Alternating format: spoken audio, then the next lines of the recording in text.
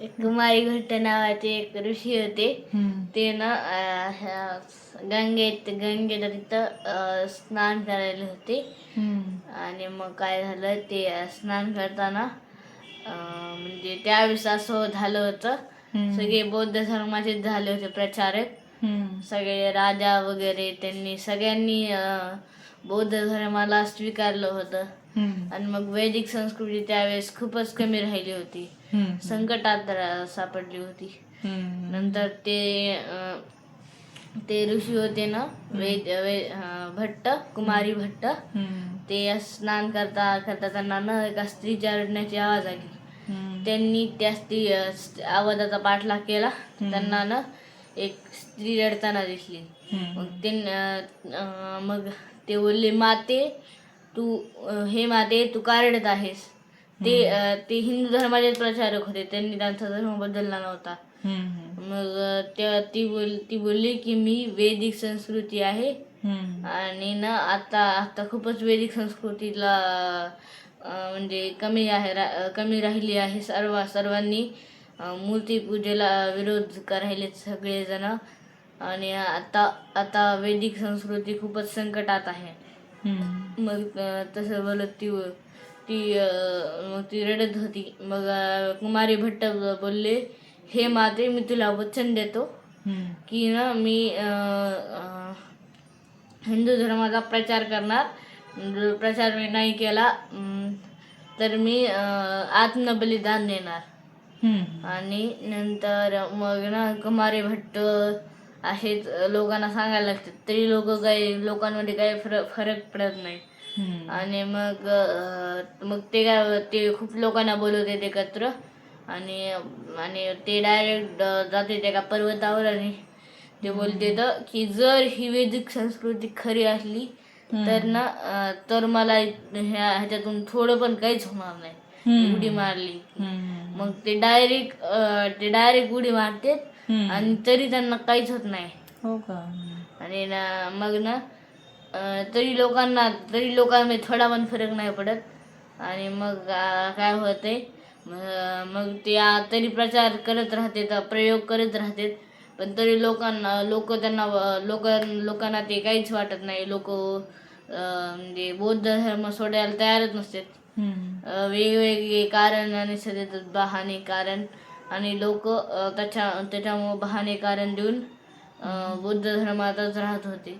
आणि मग काय झालं, त्यांनी तर त्या स्त्रीला वचन दिलं होतं. म्हणून त्यांनी काय केलं, ते बोलले की आता या स्त्रीला म्हणजे मी वैदिक संस्कृतीला वचन दिलं होतं, मग मी वचन ते पूर्ण करू शकलो नाही तर मी आत्मबलिदान करणार. त्यांना सगळ्यांना वाटलं की ते आत्मबलिदान कुठून उडी मारून करतील, नाहीतर कुठून तरी असं म्हणजे जलसमाधी वगैरे घेतील. पण त्यांनी काय केलं, त्यांनी डायरेक्ट ना खूप मोठे लाकडं भाताचं जे असते ना ते टाकलं, आणि त्याच्यातून त्याला आग लावली. त्याच्यावर ना ते बसले, आणि मग त्यांनी आग लावली, आणि ते बोलले की मी आता इथंच माझं आत्मबलिदान करणार. आणि ना मग तसंच लोक त्यांना असं नुसतं काही लोक बोलू लागले किती चांगलं ऋषी, काही बोलू लागले की काही येडे बोलू लागले त्यांना. आणि त्यावेळेस बौद्ध धर्माचा प्रचार जास्त होता. मग सगळे असंच बोलत होते. इतक्यात ना एक तेजस्वी ऋषी आले. आणि ना ते ऋषींनी सगळ्यांना विचारलं, हे इथं काय चालू आहे, एवढी गर्दी होती तिथं. तर मग ते बोलले की इथं ना एक ऋषी बलिदान देत आहे. मग ते बोलला, का देत आहे? तर मग सगळेजण बोलले, काही जण तर ते सगळे बोलले त्याला की वैदिक संस्कृतीसाठी हे बलिदान देत आहेत. मग ते कसं झाले, भीड म्हणजे इकडं तिकडं माणसांना सरकवून ते सगळ्यात पुढे गेले. आणि सगळ्यात पुढे गेल्याच्या नंतर त्यांना ते ब्राह्मण दिसले, म्हणजे ते दिसले, भट्ट दिसले, कुमारी भट्ट त्यांना दिसले. मग ते त्यांना बोलले की तुम्ही खाली उतरा, तुम्ही आत्मबलिदान करू नका आणि आत्मबलिदान करू नका. ते बोलले की मला आता आत्मबलिदान करायचंच आहे, तुम्ही मला अडवू नका. म्हणजे त्यांनी बसलेच होते. ते बोलले की तुम्ही खाली उतरा. म्हणजे जे आदिशंकराचार्य त्यांचं नाव होतं. ते बोलले म्हणजे एवढ्या भीडमध्ये त्यांना कुणीच विचारलं नव्हतं. ते 2-3 तास तिथे बसलेले होते.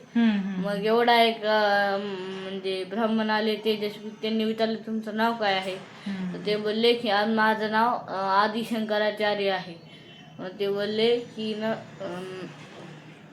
कुमारी भट्ट बोलले की मी आता काही करू शकत नाही. मी वैदिक संस्कृतीला वचन दिलं होतं की मी जर बौद्ध धर्माचा प्रचार कमी केला नाही तर मग मी आत्मबलिदान करणार. आता मग वैदिक संस्कृतीला वचन दिलं होतं म्हणून मी बसलोय. आता मला बलिदान द्यायचं आहे. मग आदिशंकराचार्याच्या डोळ्यातून अश्रू येऊ लागले. ते बोलू लागले की तुम्ही नका करू. ते बोलले की माझ्यासाठी अश्रू वाहू नका. तुम्ही काय करा, वैदिक संस्कृतीसाठी अश्रू वाहा. त्याचं प्रचलन करा, म्हणजे त्यांची संख्या कमी करा आणि वैदिक संस्कृतीचं प्रचारण करा. तुम्ही म्हणजे प्रचार करा आणि जे हिंदू धर्मातले धर्मांतर केलं आहे त्यांना वापस हिंदू धर्मात आणा. तर मग तेव्हा आदिशंकराचार्यांनी त्यांना वचन दिलं की मी हे करणारच.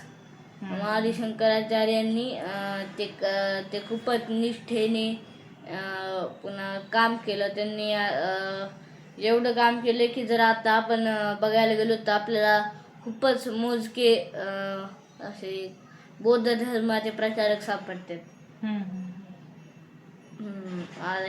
म्हणून ह्याचं नाव आत्मबलिदान आहे. अच्छा. आणि नाव काय होतं त्यांचं, ऋषींचं काय? त्यांचं कुमारी भट्ट. कुमारी भट्ट बाबत. ओके.